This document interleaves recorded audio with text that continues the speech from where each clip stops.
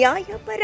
ಇಂದು ಲಕ್ಷ್ಮೀಸಾಗರ ಗ್ರಾಮದಲ್ಲಿ ಹಮ್ಮಿಕೊಂಡಿದ್ದ ಶ್ರೀ ಕೊಲ್ಲಾಪುರದಮ್ಮ ಹಾಗೂ ಶ್ರೀರಾಮದೇವರುಗಳ ನೂತನ ವಿಮಾನ ಗೋಪುರ ಕಳಶ ಪ್ರತಿಷ್ಠಾಪನೆ ಕಾರ್ಯಕ್ರಮದಲ್ಲಿ ಭಾಗವಹಿಸಿ ಮಾತನಾಡಿದ ಕರ್ನಾಟಕ ಸರ್ಕಾರ ದೆಹಲಿ ವಿಶೇಷ ಪ್ರತಿನಿಧಿ ಹಾಗೂ ಶಿರಾ ಕ್ಷೇತ್ರದ ಜನಪ್ರಿಯ ಶಾಸಕರಾದ ಡಾಕ್ಟರ್ ಟಿ.ಬಿ. ಜಯಚಂದ್ರ ಅವರು ಈ ಸಂದರ್ಭದಲ್ಲಿ ಪರಮಪೂಜ್ಯ ಶ್ರೀ ಶ್ರೀ ಶ್ರೀ ನಂಜಾವಧೂತ ಸ್ವಾಮೀಜಿಗಳು ದಿವ್ಯ ಸಾನ್ನಿಧ್ಯ ವಹಿಸಿದ್ದರು.